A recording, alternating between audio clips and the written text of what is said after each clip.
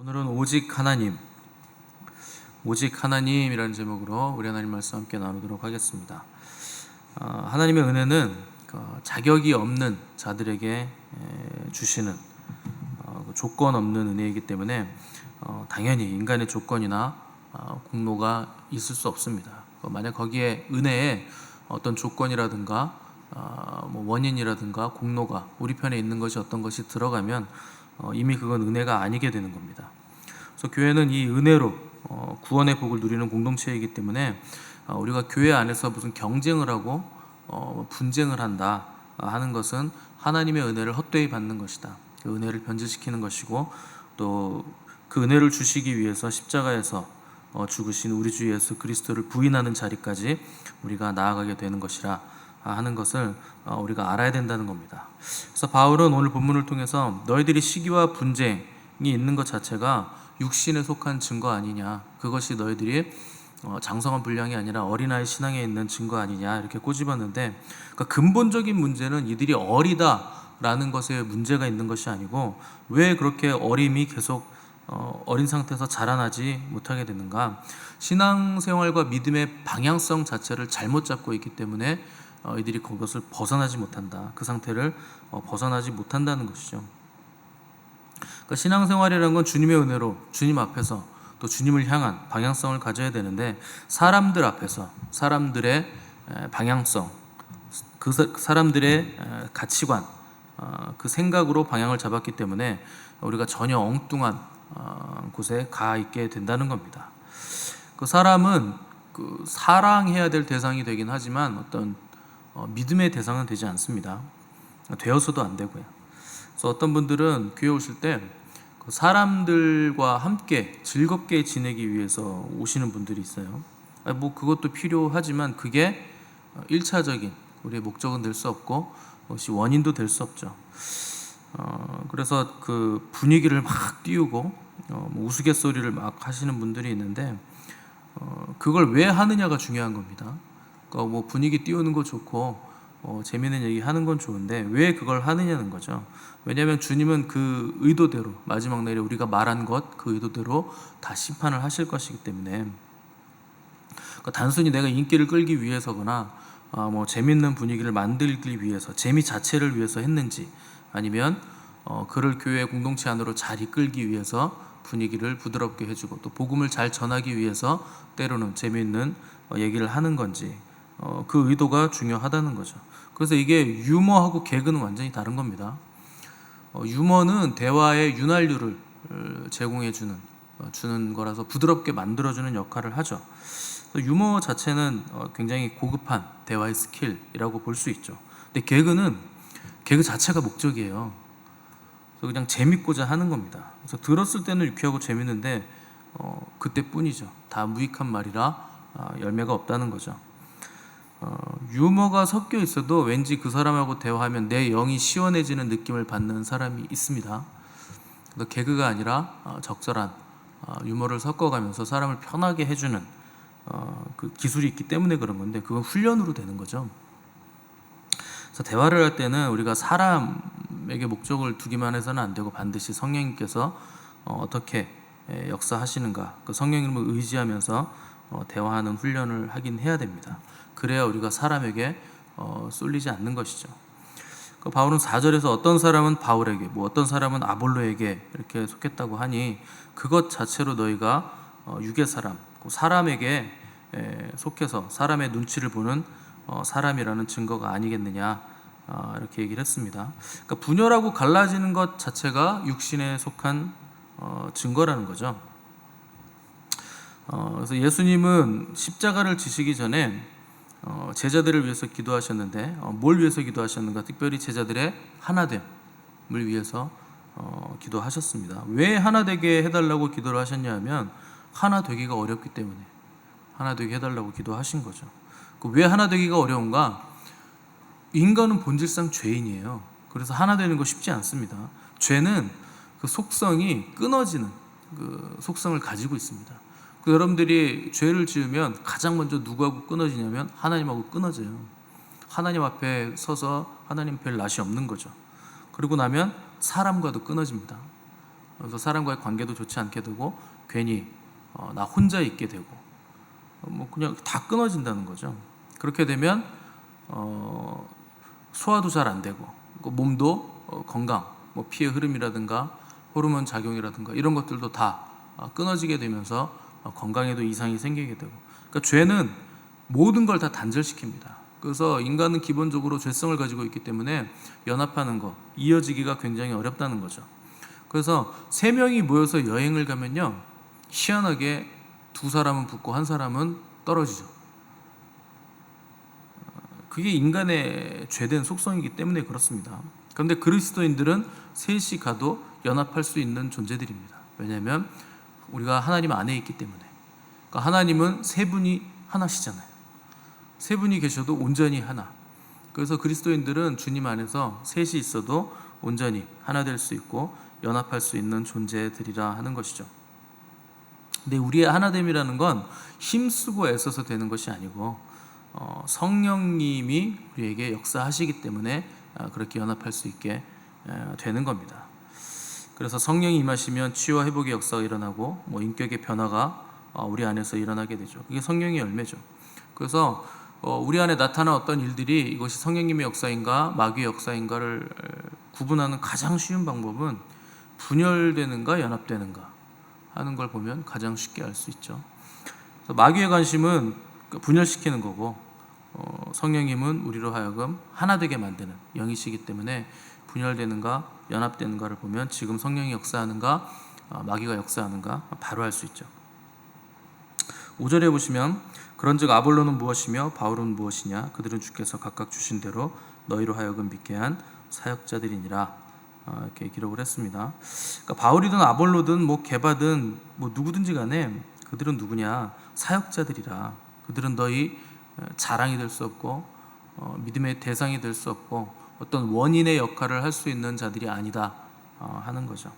자, 사역자라고 표현했는데 이게 이제 헬라어로 디아코노스예요. 하인이라는 뜻입니다. 요 단어에서 디콘이라는 단어가 나오는데 그걸 집사입니다. 그러니까 집사들은 사역자들이다, 하인이다 이 단어죠. 원래는 요 단어가요, 그 주인이 식사할 때 옆에서 시중 드는 사람, 그 식사 시중 드는 사람이 디콘이에요, 집사. 그래서 이제 주인의 명령을 수행한다, 그리고 받들어 섬긴다. 그래서 바울 사도는 자기가 사도임에도 불구하고 자신을 하인으로 이제 천명하면서 모든 사도들도 다 하인들이다 이렇게 얘기한 겁니다. 그러니까 교회 안에 모든 직분들, 사도들이 하인들이라면 교회 안에 모든 직분들은 다 하인으로서 섬기기 위해서 주어진 직분들이라 하는 것을 천명한 셈이죠. 근데 바울은 이제 고린도 교회를 개척한 선교사의 은사와 사명을 따라서 개척한 사람이고, 또 아볼로는 자기 은사에 따라서 사명에 따라서 후임 목회자로 가서 설교와 가르침을 통해서 교회를 성장시킨 사람이죠. 어떻게 보면 바울은 개척해 놓고 떠났는데 교회가 커지게 된 것은 아볼로의 역할이 상당 부분 있었다고 볼 수 있습니다. 근데 당연히 두 사람 다 각자의 포지션에서 각자의 역할을 했고 귀한 일을 한 것이죠. 근데 그게 하나님 앞에서는 내세울 만한 것이 되지 못한다 하는 것을 바울이 말하고 있는 겁니다. 왜냐하면 그 성장의 원인은 아볼로나 바울 뭐 사람들에게 있는 게 아니기 때문에 그렇습니다. 그래서 뭐 교회 성장학 세미나 막 이런 거 하잖아요. 뭐 교회 성장학이 누구 피터 와그너 뭐 이런 사람들도 막 교회 성장학이라는 학과 과목을 만들어서 강의도 하고, 또 목사님들이 교회 성장 세미나 이런 거 하면서 어떻게 교회가 성장하고 대형 교회를 이뤘는지 그런 거 세미나를 합니다. 다 부질없는 짓이에요. 가서 들어보면 우리가 입을 수 있는 옷이 별로 없습니다. 그 교회는 그 교회만의 옷이 있고 우리 교회는 우리 교회만의 옷이 있잖아요. 지역도 다르고 사람도 다르고 특수성이 다른데 가서 열심히 배워서 적용한다 한들 성도들만 피곤할 뿐이죠. 그거 하느라고 또 이것도 해보고 저것도 해보고 사람 피곤하게 만들지만 뭐 이렇다 할 열매를 맺을 수가 없습니다. 왜 그러냐면 교회를 성장시키는 거 목사가 뭘 해서 되는 게 아니에요. 하나님이 해주시는 것이기 때문에 사람에게서 원인을 찾아서 뭘 했다더라, 뭘 가르쳤더라, 뭘 어떻게 배웠다더라, 뭐 이런 거 똑같이 한다고 해서 교회 성장하는 거 아닙니다. 뭐 성장이라는 개념 자체도 사람이 많아지고 건물이 커진다라는 걸 성장이라고 보는 것 자체가 사실 어불성설이죠. 그럼 뭐 작은 교회는 교회가 아닙니까? 큰 교회만 교회입니까? 다 주님의 교회죠. 그래서 사람에게서 무슨 원인을, 이유를, 뭐 근원을 찾는 것 자체가 앞뒤가 안 맞는 말이다. 그래서 당연히 심은 자, 교회를 개척한 자는 바울이고 또 성장시킨 자는 아볼로지만 그들이 그렇게 한 것이 아니고 그들을 통해서 하나님이 하셨다 하는 것을 우리가 반드시 기억을 해야 된다는 겁니다. 그래서 바울은 이 과정을 이제 농사의 개념을 가지고 와서 설명했는데 6절 이하에 보시면 나는 심었고 아볼로는 물을 주었을 때 오직 하나님께서 자라나게 하셨나니 그런즉 심는 이나 물 주는 이는 아무것도 아니로되 오직 자라게 하시는 이는 하나님뿐이니라. 심는 이와 물 주는 이는 한 가지이나 각각 자기가 일한 대로 자기의 상을 받으리라.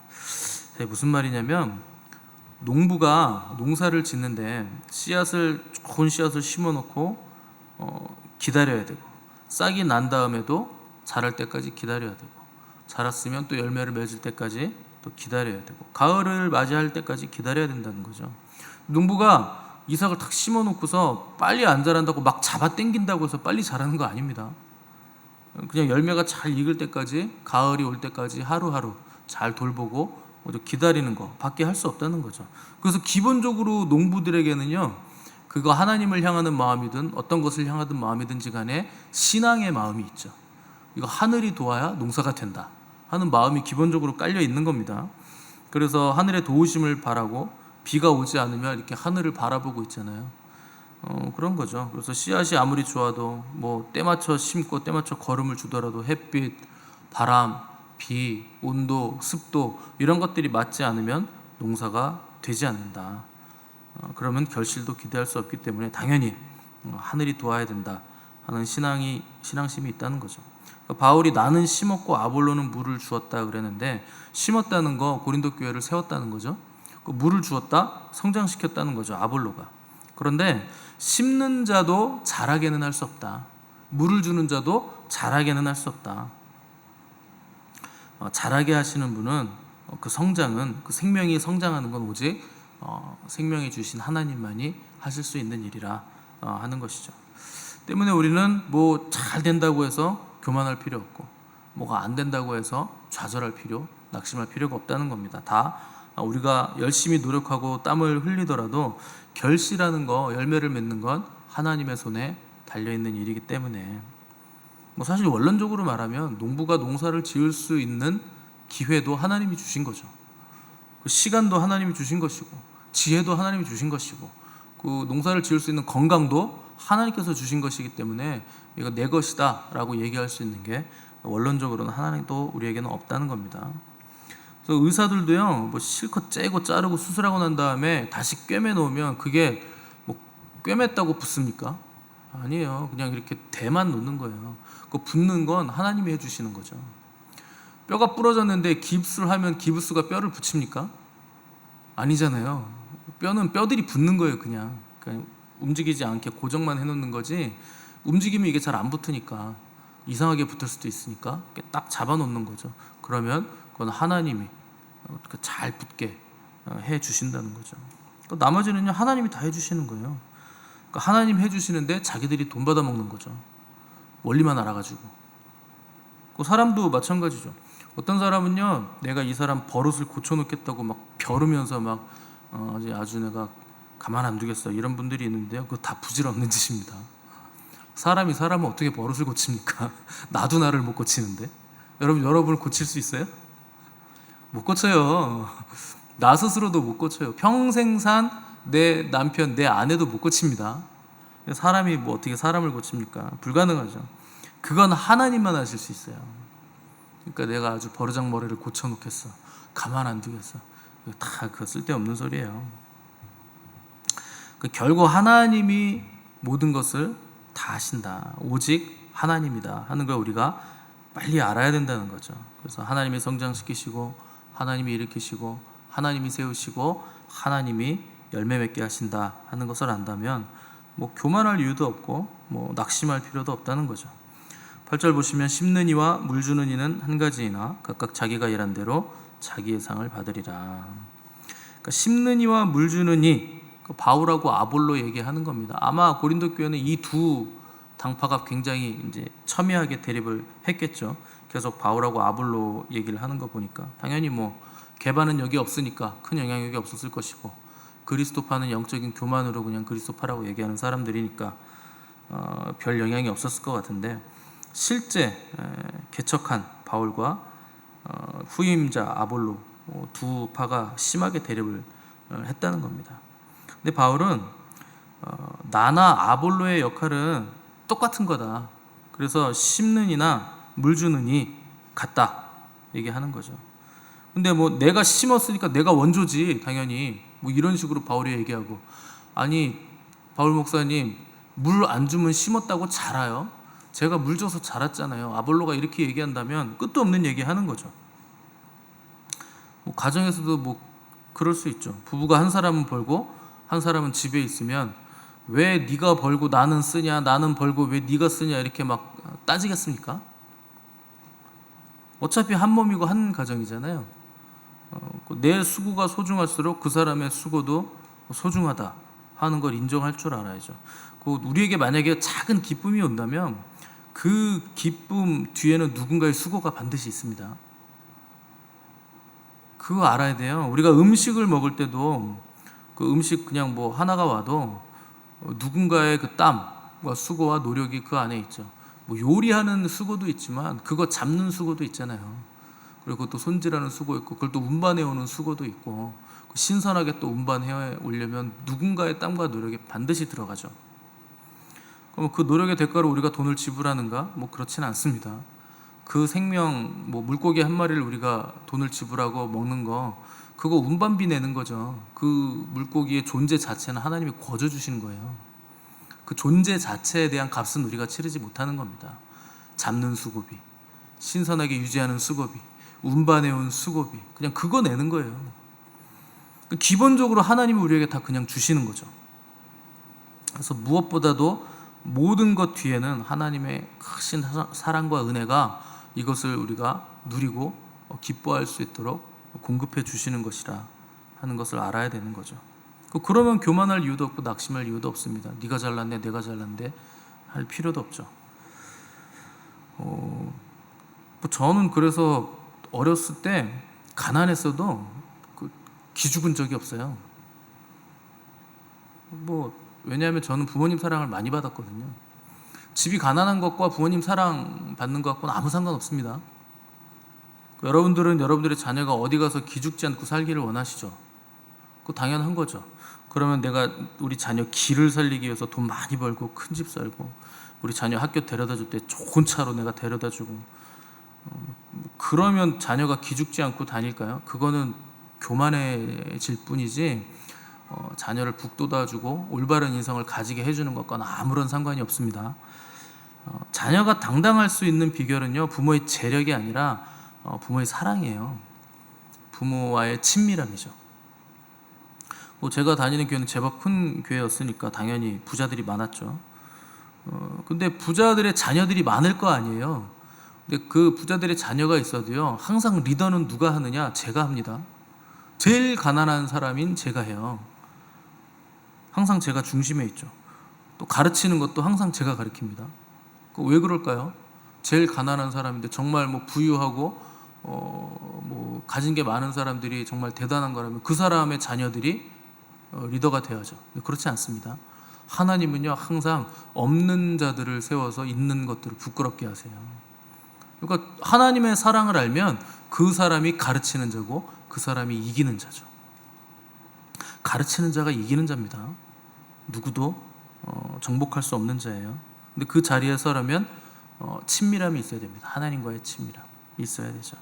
그래서 매일매일 인생에는 여러 가지 일들이 있죠. 근데 하나님이 나를 돌보신다는 확신, 그분이 이 모든 것들을 다 알고 주관하고 계신다는 확신이 있으면 그 두렵지 않은 겁니다. 하나님이 모르시는 일이 어디 있습니까? 다 아시죠. 그래서 그분과의 친밀함이 우리를 강하게 만들고 우리를 새롭게 만들고 그래서 우리를 이기는 자로 세워준다는 거죠. 그분의 선하신 뜻대로 나를 인도해 가신다 하는 것이 믿어지면 그렇게 된다는 겁니다. 그래서 바울은 모두가 각자의 부르심이 있지만 그 부르심에 합당한 대로 상을 받을 것이다. 다 각자의 상이 있다. 이렇게 얘기하는 겁니다. 그래서 8절 보시면 심는 이와 물 주는 이는 한 가지나, 심는 이나 물 주는 이나 똑같다는 얘기입니다. 누가 뭐 개척해서 너 잘났네, 키워서 잘났네, 그거 소용없어요. 다 똑같다는 거예요. 한 가지다. 그러나 각각 자기가 일한 대로 자기의 상을 받으리라. 자기의 위치, 자기의 사역, 자기가 행한 대로 우리는 다 상을 받게 된다는 거죠. 우리 모두에게도 각자의 부르심이 있습니다. 그래서 그 각자의 부르심대로 우리가 충성스럽게 사역자들로서 봉사하고 헌신할 때 우리는 그 부르심에 합당한 대로 상을 받게 될 겁니다. 집을 지을 때도 보면 어떤 사람은요 땅만 파고 가요.